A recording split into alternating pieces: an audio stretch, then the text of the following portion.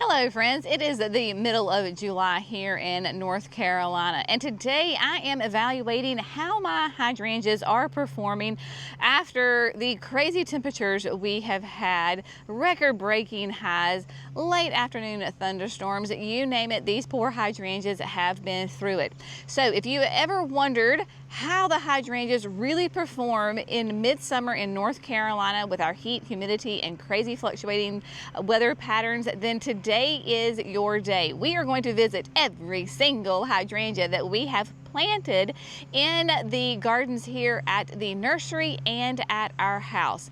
Today I am not looking for perfection, I am looking for performance. So I am going to give you a real life evaluation on how these babies are performing in our North Carolina Zone 8A gardens. As I am evaluating these hydrangeas, these are the things that I am looking for. I am looking at their flower power. How many blooms do they have on them? What does their foliage look like? Is it riddled with disease or fungus or damage from our favorite, the Japanese beetles? How much maintenance have I had to put in them? Are they divas, or are they just those great rock steady, easy going but high performing plants in the garden? And then of course we want to look at those sun conditions.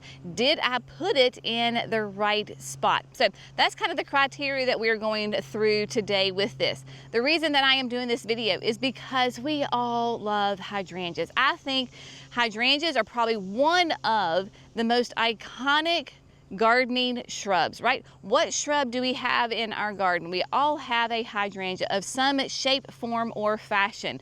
And so I want to give you really an evaluation of these. Now, I am not going to go through and give you all the exact growing zones and the height. I'm going to do my best to remember, but if there is a hydrangea that piques your interest, then hop on the website, gardenwithcreekside.com, or just go and do a Google search and they will tell you all the specific information, growing zones, and so forth. Because honestly, my little brain just cannot remember every single growing zone for all the different types of hydrangeas. So without further ado, let's get going because we got a lot of hydrangeas to cover. First up, we are here at the Signature Garden, and if you know me, you know how much I love Little Lime Punch. Little Lime Punch is one of my all-time favorite hydrangeas because it looks like this in the middle of July in North Carolina. If you know me, I am not one to be a fussy plant caregiver. They have got to prove themselves and be magnificent. And Little Lime Punch does that. Basically, this is a Panicle hydrangea. It is full sun. It will be in that 3 to 5 foot range as far as your height and your width. Very, very strong, sturdy stems. Like, look at this. When I say this is tight, this is tight. We have had multiple classic summer thunderstorms, and I do have some hydrangeas that are flopping. Little Lime Punch, though, is not. And if you'll notice, it is already taking on a pink hue. For my friends who are in the South, if you live in those hot, humid areas, then your panicles are not going to turn that vibrant red that they will do if we lived in, say, the mountains with those cool, dry nights. Or my friends in Michigan, you get crazy, insane color on your panicles. So even for me in the South, when I get this light hue of pink, I am very happy. Look how pretty the foliage is. It is gorgeous. I don't have any kind of fungus on it. There's an occasional little hole here and there where some little critter decided to take a little bit of a nibble, but overall the foliage is absolutely spectacular. So what have we done to Little Lime Punch to take care of it? Well, late winter going into spring. So I think February, mid-February through mid-March. Prune these guys back pretty well by at least a third, maybe up to a half, and then we go ahead and fertilize them with a slow release fertilizer. Like you could use Hollytone, Rose Tone, you name it, both of those would be good. So Little Lime Punch, Then we have Limelight Prime. So Limelight Prime is going to be, of course, in that Limelight family, right? Has more of a lime colored bloom on it than your Little Lime Punch, which is more of that cream. It is going to be bigger, so it's going to be in that like 5 to 6 foot tall and wide.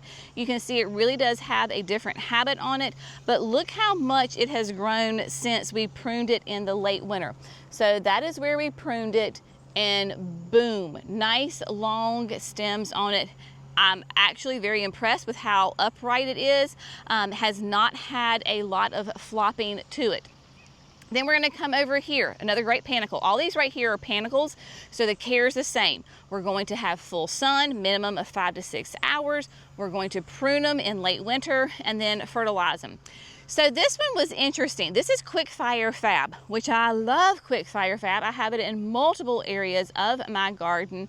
You have massive blooms on these guys. I mean, they're huge, right? So big, huge, those ice cream cone shaped blooms on them. And so in the summer thunderstorms, we did have some flopping. So this is going to be, yes, it's a bit disappointing as far as to have them flop. We could come through, and we may come through and selectively prune, cut off some of these flowers, use them as bouquets. But you can see how much growth happened from where we cut it. So this is where we cut it, and you can, let's go around right here. Look how thick the stem is, right? So when we look at the stem, I mean, it is thick. It is as thick as my thumb. So we cut it here, and then it branched 3 times. So what this is telling me is because we have that happened with all of them, right? So they branched 3 times every time we cut it. So in the winter time, this coming winter, what I'm going to do is I am now going to prune it about right here, right? So I want to cut it above this guy so that this continues to get super, super strong, because you'll notice some of the other ones are a little bit weaker. And so we want those strong stems to hold those babies up. But the blooms, they're gorgeous, right? And Quick Fire Fab rather, last year turned a gorgeous red. Again, look, beautiful foliage, no damage with the Japanese beetles. I mean, there maybe have been like a rogue beetle on there, but overall foliage looks great. But we do have some flopping on this one, and so there you go. Now, oh, let's do this. So last year we added to the garden the new Oakleaf Hydrangea Gatsby Gal, and here we have Gatsby Gal along the creek bank. I also have one at the house, and so Gatsby Glow Ball is going to be a little bit more of a petite oak leaf. Typically, historically, yours will be massive. I mean, they're like huge, like 15 feet tall. Glow Ball, if I remember correctly, is gonna be like a 3x4. But you know an oak leaf hydrangea because of its leaves. They look just like an oak leaf. Well, it's not quite a panicle bloom. It's just very elongated. These were creamy white. Now they have aged to kind of a lime with a little bit of a pink hue to them. We have got new growth popping out on these guys all over the place. Being in the ground for less than a year, very happy with them. Now your oak leaf hydrangeas, including your Gatsby Glow Ball, they bloom on old growth. We do not want to prune them. So this is where it's really important to make sure that you know what the mature size is, because you don't want to cut it. Because if you cut it, you have to be very, very careful when you do it so you don't cut off next year's blooms. Last fall, even as new plants, the Gatsby Glow Ball had the most magnificent burgundy foliage that held on for a long time. All of your oak leaves will do that nice, really fun fall color.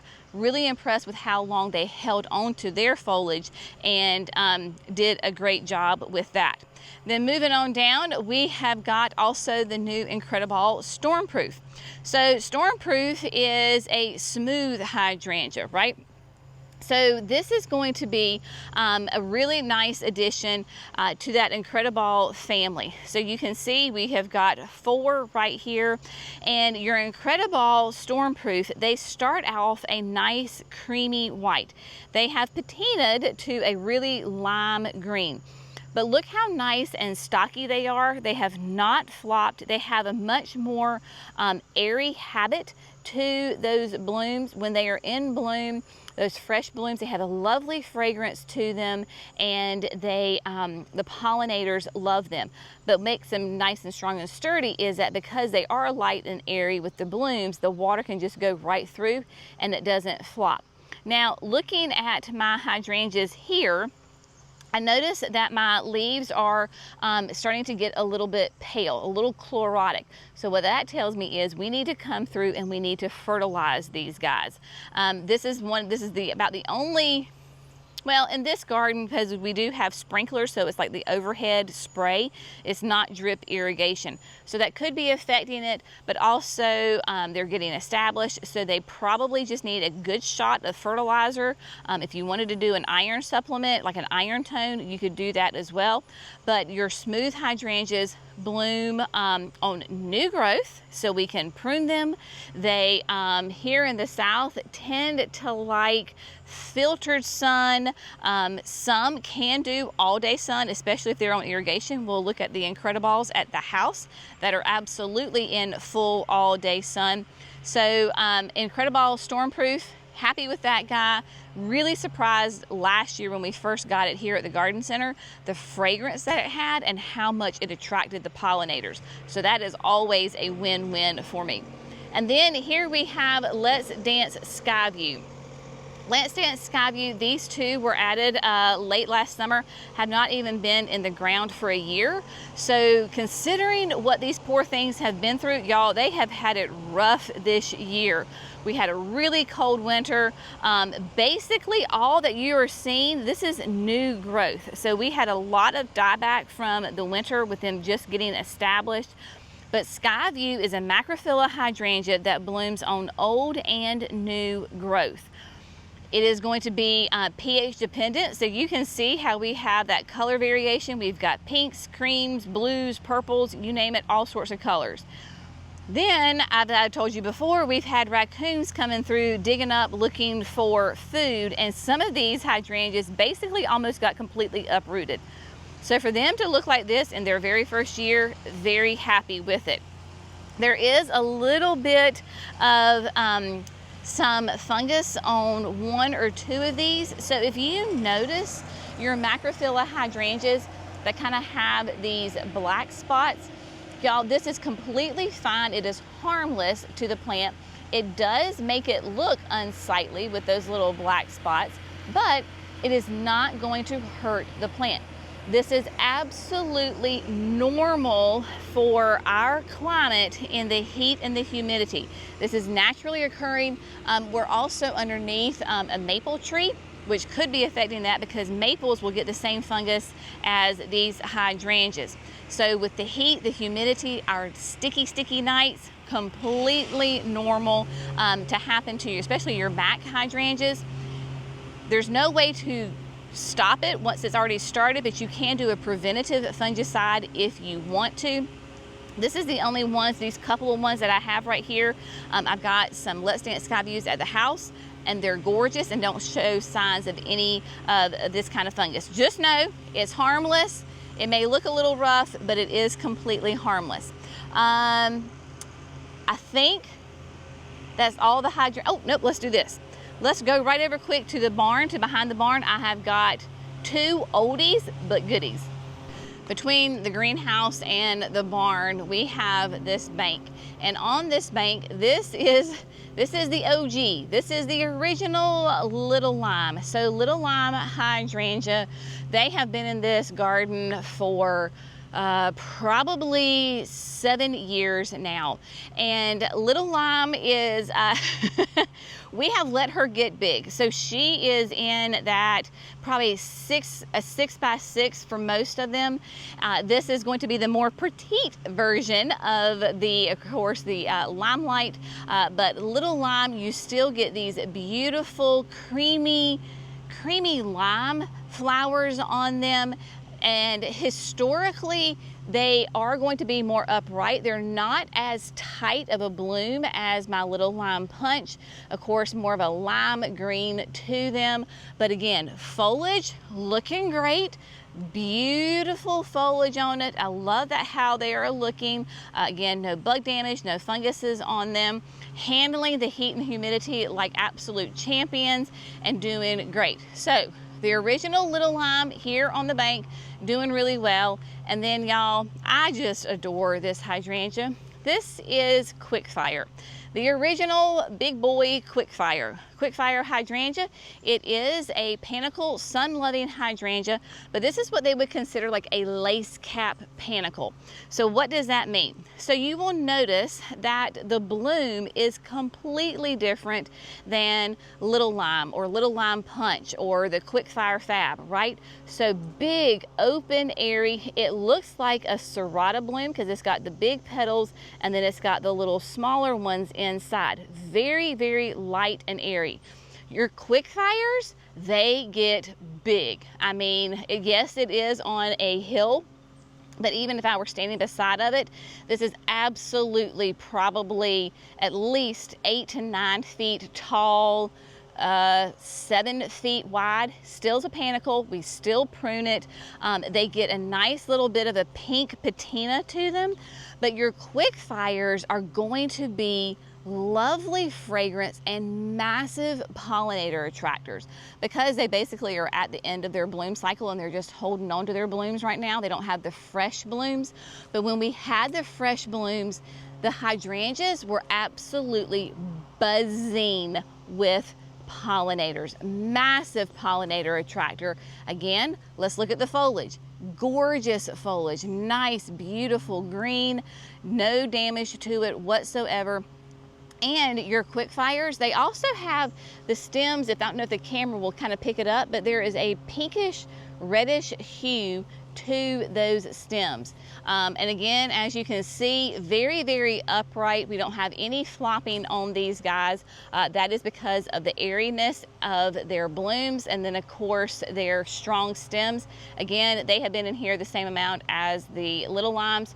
So I would say in that seven-ish year mark with these guys. Now, we've got the original Quickfire. Now let's go look at the original Limelight. Before we hit the Limelight, I want to show you, these also are Quickfire Fabs.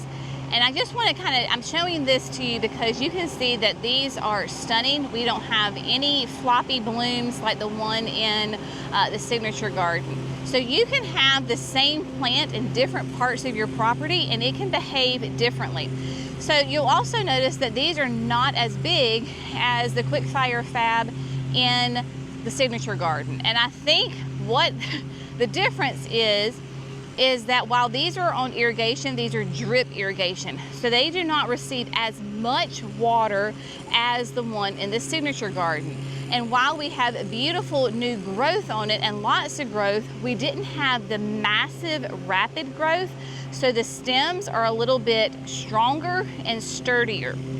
So this just kind of shows you, again, same exact plant, different pieces, parts of the property, and they can behave differently. It's smaller, very upright, and no flopping after those strong summer thunderstorms, different than the one in the Signature Garden. Okay, my friends, this is why Limelight Hydrangea just absolutely rocked the world of hydrangeas when it was introduced.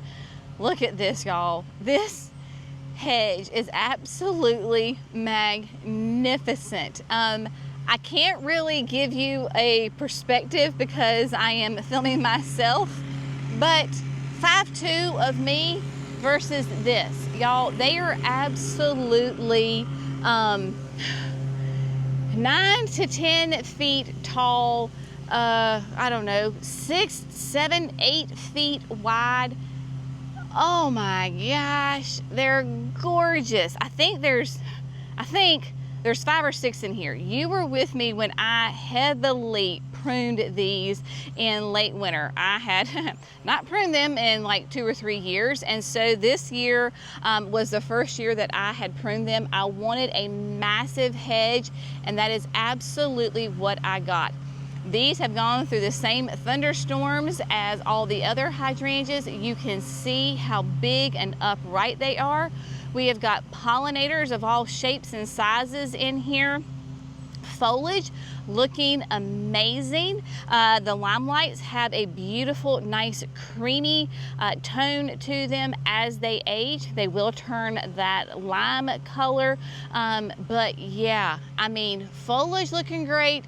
No flopping, rapid growth. I'm trying to see if I can even find where I pruned so that you could get a perspective of how much these babies have grown this year. We're gonna go in here together. All right, so here we go.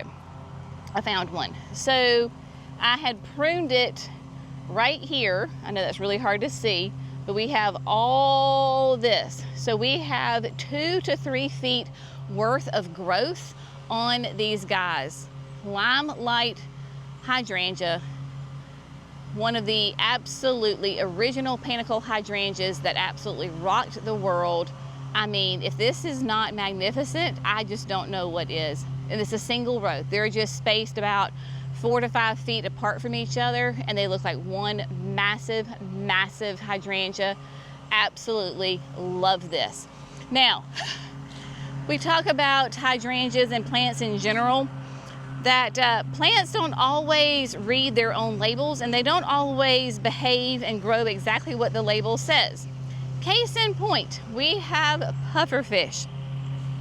This pufferfish has been in the berm for 5 years now. This is going on year 5, and I believe that pufferfish is rated as a 3 to 5 foot tall and wide. Yeah, she's exceeded that. Huge blooms. You know that I have been training this to be more like a tree, a standard. So that tree standard form, so that my camellias could grow underneath it. It is doing very, very well. We had a little bit of floppy stems with the rain, but overall they are doing really well. Big, huge blooms on them. Tend to be much more light and airy than like your limelights do. But just massive creamy white flowers on it. So pufferfish is absolutely rocking it out. Next up is Tiny Quickfire. Tiny Quickfire, yet another panicle. You're gonna notice that there's a lot of panicles in my gardens. That is because the vast majority of my gardens are full sun. So Tiny Quickfire, this has been in the landscape less than a year. I like to give people an idea so you know, but it's that very, very petite Panicle hydrangea. 18 inches, 2 feet tall, 2, maybe 3 feet wide here in the south. Really nice, tight, petite blooms. You can see that I've got old blooms, I have got new blooms, and I have got buds. So I am very excited with how they are performing here in the umbrella pine bed. Now, remember, I always tell you this, with your shrubs especially, the first year they sleep. Keep them alive. That is your only goal. Keep them alive. That is your expectation, okay? Let's keep things realistic. The second year, they creep. So they're alive. They're established. You're gonna see some new growth on them. You're gonna see a bit more flowers on them. Year 3 and beyond, those are the leap years. This is when their roots are established. They are happy in their new home, and they are taking off. They are just thriving. This is where you're going to see that mature size and beyond. You're going to see the most flower power. You're going to see the real happy plant. So when you're planting shrubs, especially trees, same thing. You've got to give them 3 years to really hit their stride. Gardening teaches you patience, and you've got to be patient especially the hydrangeas teach me patience here in the South, because they can be quite challenging to grow at times because of our climate. The heat and the humidity is not the most conducive for hydrangeas sometimes. Speaking of gorgeous, and sometimes you just hit it out of the ballpark, and that is Firelight Tidbit. Firelight Tidbit, again, this has been in the ground not quite a year. So Firelight Tidbit, another Panicle hydrangea, is going to be in that 3 by 3 foot range. Gives you nice, strong, sturdy stems. You can see we're already starting to get some pink on the blooms. Start out that creamy white. Here on this shrub, I have got some older blooms that are showing a little bit of brown. I've got creamy white, I've got pink, and I still have buds. Jerry and I were talking about this this morning, and because we went through the heat dome and those record-breaking temperatures, I think what I'm going to do is I'm going to come through and selectively prune some of these blooms. So the ones that have the burn, this is just from the heat, y'all. So I'm going to come in and I am going to cut it right above 2 leaf nodes, because I have got a ton of growing time left here in North Carolina. And I can almost guarantee that I am going to get more buds. So I'm going to cut it. It'll have time to regenerate some new flowers, and we will get fresh flowers that then turn a lovely pink in the cool of the fall. So Firelight Tidbit, if you're looking for a more low growing, stocky, you see no flopping whatsoever. Love this Panicle hydrangea. Let's move around right here because we've got a couple more. So this is an example of, this is that Incredible Stormproof. So I have one here in the garden. You can see lime green, a little bit of brown on it. Doesn't bother me at all. It is just fine. Then we have got Tiny Tough Stuff. We've not talked about serrata hydrangeas yet, so this is my first serrata. So Tiny Tough Stuff, she bloomed magnificently well this spring. I don't have any new blooms on her. I've got tons and tons of new growth. So you can see I have got those old blooms right here, a lace cap for the serrata, but lots of foliage on it. A little bit of burn excuse me, a little bit of burn from the heat of those record-breaking temperatures, but overall really happy with the Tiny Tough Stuff. It's going to be more sun tolerant than a macrophylla, but not quite as much sun as a Panicle, so it's a great kind of in between. So we've got those guys. Then I have got the Let's Dance Skyview here at the house. So we've got 3 of these guys. You were with me when I pruned off some of the old foliage. It is a reblooming hydrangea. You can see I also have my little umbrellas. So if they need a little bit of a break from the sun, they're doing great. Like, I haven't used the umbrellas in probably 2 weeks now. And look at all that beautiful new growth. So Let's Dance Skyview here at the house is doing really well. This is the Invincible Wee White, another smooth hydrangea. You can see, yep, so the flowers have turned to that, that lime. We got a little bit of burn on them. If that drives you crazy, you can absolutely cut them off. It is what it is, my friends. And then my Zebra hydrangea. This is a macrophylla hydrangea. Y'all, I pruned it for the first time last year, and I thought I had pruned it in enough time for the winter. Maybe I did, maybe I didn't, maybe it was the winter, who knows. But I didn't get any flowers off my Zebra this year, and you can see did not enjoy those record-breaking temperatures. We have got some burn on it, but I'm just gonna leave it alone because this Zebra does those color-specific pure white flowers, near black stems with that new growth on it. So you know what? That's the thing about some of those Macs. Sometimes you get a glorious year and sometimes you don't. This was not the year for Zebra. That's all right. I'll get it next year. As we enter into the backyard, the brand new Let's Dance Hot Stepper. You saw me put this in a container, brand spanking new, doing great. Nice serrata, it's got that kind of that lace cap, doing really sweet. So Of course, I will keep you updated on this. This fall, I will take it out of this container, put it into the landscape, and see how she's doing. So there you go with that. And then as we come around, we've got more pufferfish here. These pufferfish are been in the ground for about 18 months. Just really want to create a beautiful hedge right here. They are doing well. They do have a little bit of flopping on them, but overall, you know, massive, gorgeous white blooms on them. Love them so much. Wee Bit Innocent. So Wee Bit Innocent is, this is one of those hydrangeas that I planted as a court. So it was a court. You can see it has beautiful growth on it. This is its second year in the landscape. Look at the foliage on it, okay? This is a classic macrophylla hydrangea. Beautiful foliage, no damage, no fungus, no nothing. Wee Bit Innocent gets its name because it will do these massive, huge blooms. It's pH dependent. These were a nice, soft, pale pink. In the heat, they got a little burned. This is the first time they have shown any kind of burn, but the Wee Bit Innocent is doing really, really well. And then let's move to the back. We've seen Quickfire, we've seen Tiny Quickfire. This is Little Quickfire. Little Quickfire, yeah, she's not so little. She is supposed to be 3 to 5 feet tall and wide. She's 6 or 7 feet tall and wide, intermingling here with Yin and Yang Viburnum, which I love. And then in the back, we have the White Chiffon Rose of Sharon. So yes, it is absolutely, they are all growing up together. That is what we wanted, because here on the patio, we wanted to have privacy. Not that we have a lot of traffic back here, but it makes us feel looked in. So all of these are growing together. But just like the original Quickfire, Little Quickfire, it too has those lace cap panicle hydrangeas.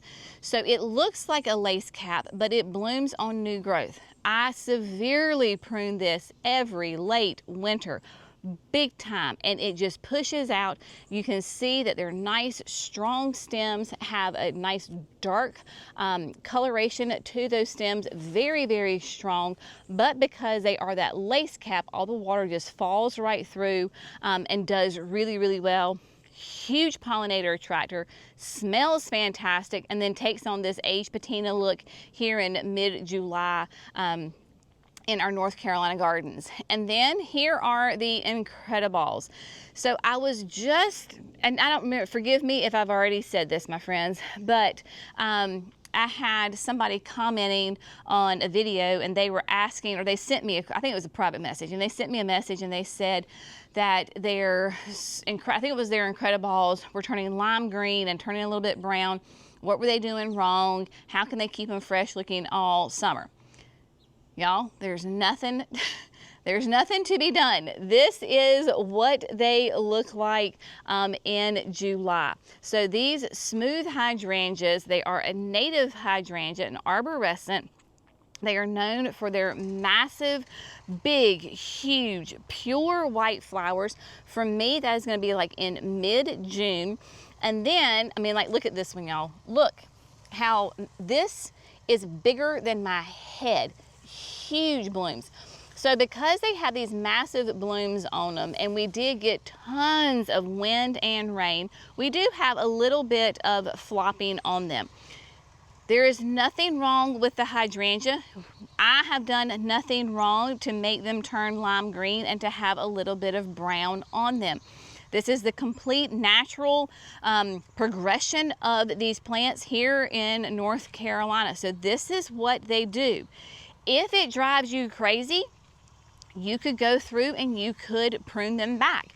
I am not going to. I am going to leave them alone and let them be. They do bloom on new growth, so that's wonderful. So late winter, we come in and we prune them nice and strong and severe, and then they bounce it back, give me huge, beautiful blooms.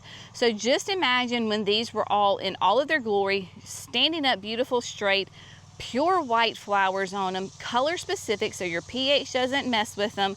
But yeah, they're doing great, other than the old blooms being a little spent. But look at the foliage. The foliage is not burnt. I do have a couple of leaves here and there that have some damage to them, but overall they're great. Nice, strong, healthy leaves. The plant is nice and strong and healthy. All is well. This is just what they look like in mid-July in North Carolina. Along the back edge of our property, we have a row of phantom hydrangeas. Phantom is going to be a panicle. It will be comparable to limelight. These are not on any kind of irrigation. They are at the mercy of the rain. I am not coming in here and watering these guys. It is a double row.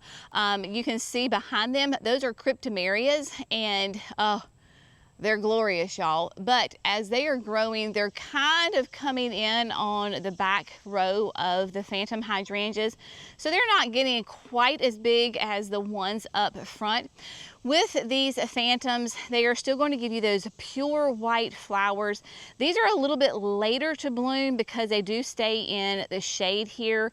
They don't get the sun until probably right before noon, and then they're in the rest of the sun the rest of the day. You will see that we do have some burn on the leaves. Again, we had record-breaking temperatures multiple days in a row. So yes, we have got some burn. This is not a fungus. The plant is not dying. This is simply some burn. All is well. Other than that, there is no damage. We don't have Japanese beetles on them. You can see that we have got pollinators galore with these sweet things.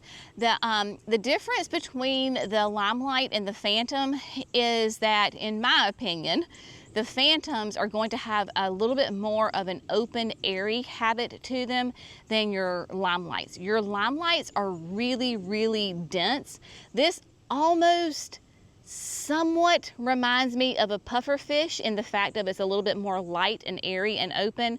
And you can see, like I said, the pollinators of all shapes and sizes. My goodness, they are loving these hydrangeas. Make great cut flowers. But yeah, just a huge hedge.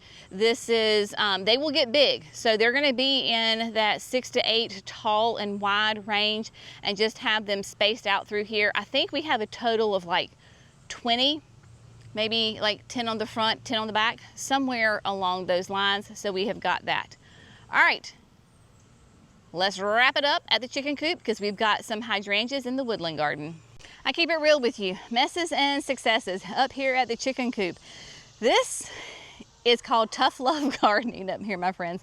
There is no irrigation. It is probably the worst soil on our property. Pure red straight clay. I mean, it's awful. Every year we amend, but because it is on a hill, we get a ton of wash. It is a constant battle.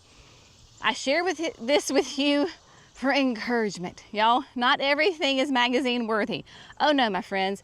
So remember when I tell you just try to keep the plants alive? Well, that's what we're doing right here with the Let's Dance Ariba hydrangeas.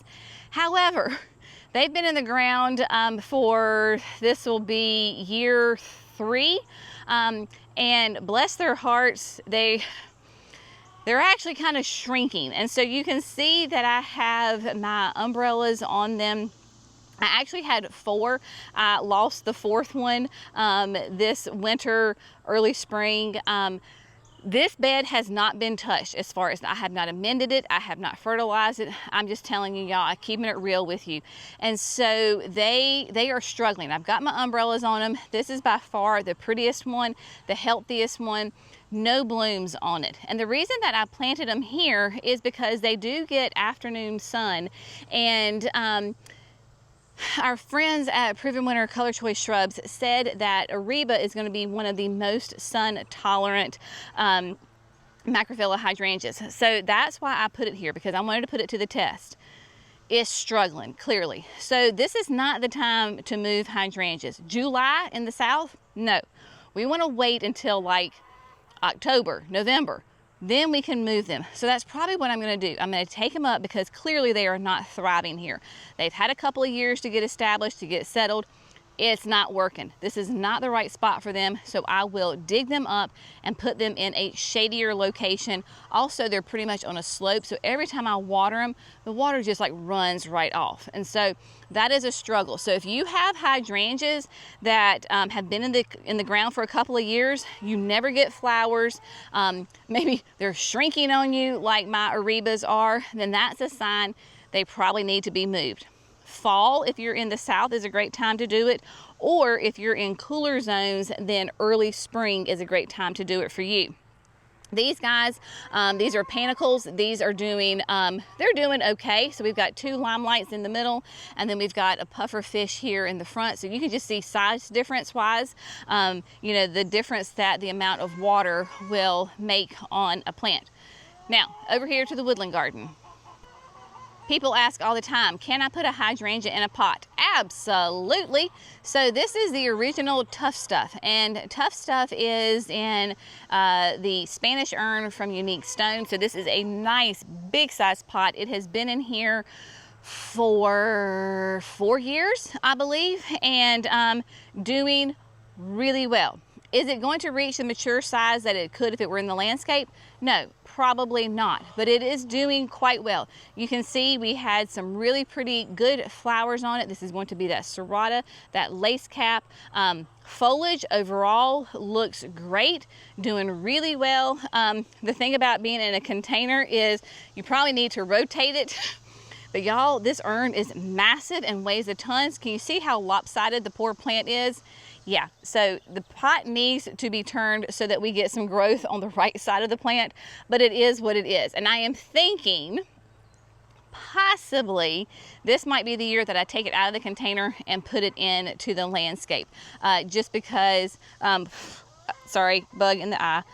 This would be a great time because it's gotten so big. Let's go ahead and move it into the landscape so it can go to its full potential. So there you go with that. In this garden, we have some, this is the Invincible lace. This is going to be an arborescent. It is a it is an arborescent, a smooth hydrangea, but yet it still has those like lace cap blooms. Huge pollinator attractor. It is at its end of its bloom cycle, so you can see the old blooms on that. Then we have next door, Invincible Sublime. This is a color-specific hydrangea that has lime green flowers. All of them are doing great. We heavily amended this garden with compost and mulch, and the plants thrived with that. They love it because there's so much root competition in this garden. With all of these hardwood trees, we need to amend. Jerry and I were just talking about it last night. This fall, we're going to do it all over again because they need that nutrition. And my poor neglected island bed, oh my gosh, it really needs it. So just keeping it going. Tough Stuff, aha. Again, end of bloom cycle, but gorgeous leaves on it, gorgeous growth. It is doing really well. Very happy with this guy in here. We have a Fairy Trail Bride in the back. This is a new addition. This spot is historically dry in this landscape, but so I have to keep an eye on her, but she has got beautiful new growth on her. Really happy with how she is transitioning in this garden. I think maybe I got a flower off of her this year. That's all right. I'm going to give her 3 years and let her do her thing, and she will be just fine. You were with me when I transplanted. This is the Let's Dance Big Band, and Big Band was just 6 feet where this Ascot Rainbow was getting way too much sun and was not happy at all. Moved it back, I don't know, a month or so ago. Y'all, this is the happiest I have ever seen this hydrangea. So moving it was the absolute right choice. Blooms on old growth. No flowers this year. It's okay. I've got beautiful growth on it, and I will have flowers next year. So with your hydrangeas, my friends, it is definitely, especially if you're gardening and where it's hot and humid. And speaking of hot and humid, I am drenched. It is not even 10 o'clock in the morning, and it is so sticky and hot. And we're hitting another record-breaking temperatures today. And the humidity and the dew point is out the roof.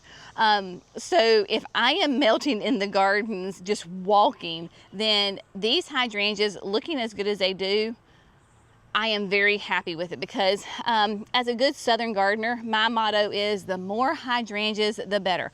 And so I struggle in my garden because I have so much sun. I can find a place for a panicle or a smooth hydrangea, not a problem. But I am trying to cram in as many macrophylla and serrata hydrangeas and oakleaf hydrangeas as I possibly can. In fact, I have a ruby slippers back there. They're doing great. So just know, give yourself grace and your plants grace, especially your hydrangeas. Give them those 3 years to get established. But if you know that they're struggling, like my arebas up there, move them. Don't be afraid to move them, because if I don't move them, eventually they're probably all going to die. That is just not the right spot for them. It's not the plant's fault. It was a design. I was testing them. Let's see how much sun they can take here in North Carolina, and that is just way too much for them. So I will move them and let them grow, bloom, and thrive somewhere else in the garden. So hopefully this has been helpful and informative for you and your garden, that you have learned something. If you picked up on a new hydrangea that you love, do a little Google research, find out all about it, and maybe that would be a great addition for your garden this fall. As always, we so appreciate you. We'll see you in the next video. Bye, friends.